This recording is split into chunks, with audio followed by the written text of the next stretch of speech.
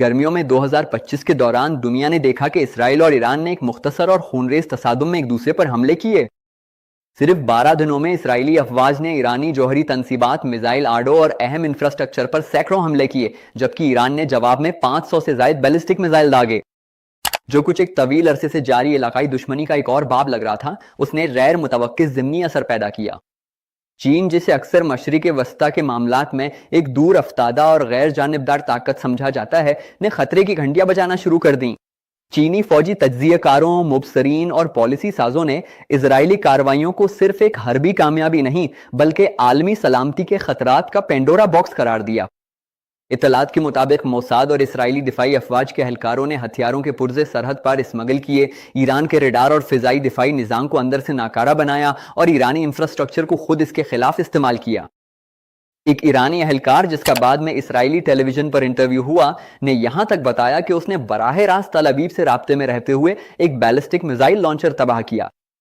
Beijing کے لیے، جو حکومت کنٹرول اور سیکیورٹی کو سب سے زیادہ اہمیت دیتی ہے، یہ انکشافات کسی دور دراز ڈرامے کی طرح نہیں بلکہ ایک آئینے کی مانند تھے جو اس کی اپنی کمزوریوں کو ظاہر کر رہے تھے۔ سرکاری چینی تبصروں کے لیے رد عمل غیر معمولی طور پر صاف گو تھے۔ ریاست سے منسلک تجزیہ کاروں نے اسرائیل کی ایران کے انٹیلیجنس نظام میں گہری دراندازی کو انٹیلیجنس جنگ کی ایک نئی شکل قرار دیا۔ انہوں نے خبردار کیا کہ اگر موساد ایران کے ریڈار اور میزائل سسٹم کو بند کر سکتا ہے تو دیگر آمرانہ ریاستیں بھی اسی طرح بے نقاب ہو سکتی ہیں۔ بیجنگ کے فوجی مبصرین کا کہنا ہے کہ اس واقعے نے خطرناک مثال قائم کی ہے اور چینی سیکیورٹی منصوبہ سازوں کو ایسے حالات کے لیے تیاری کرنی ہوگی۔ تنازع کے چند ہی ہفتوں بعد چینی تکنیکی ٹیمیں ایرانی ماہرین کے ساتھ مل کر ڈیٹا بیس کا آڈٹ کرنے، رجسٹری سسٹمز کا جائزہ لینے اور یہ جاننے میں مصروف ہو گئیں کہ اسرائیلی انٹیلیجنس نے حساس نیٹ ورکس میں کیسے دراندازی کی۔ چینی فوجی جرائد میں اس واقعے کو ایک کیس سٹڈی کے طور پر پیش کیا گیا جو ہائبرڈ وارفیئر کے دور میں روایتی دفاع کی حدود کے بارے میں ایک حقیقی وقت کی انتباہی کہانی بن گئی۔ پیپلز لبریشن آرمی اور وزارت ریاستی سلامتی کے اندر جو سوال ابھرا وہ جتنا واضح تھا اتنا ہی غیر آرام دہ بھی تھا۔ اگر موساد یہ سب ایران کے ساتھ کر سکتا ہے تو کیا یہ ہمارے ساتھ بھی ہو سکتا ہے؟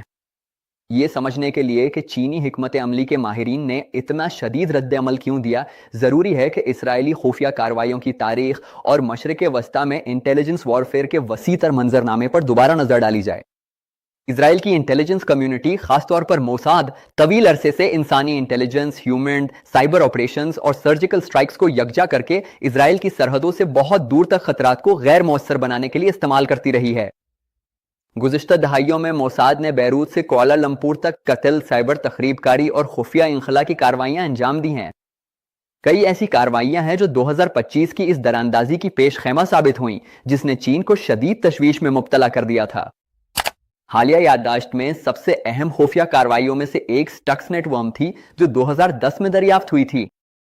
یہ ایک مشترکہ امریکی اسرائیلی پروگرام کے تحت تیار کی گئی تھی جس کا کوڈ نام اولمپک گیمز تھا۔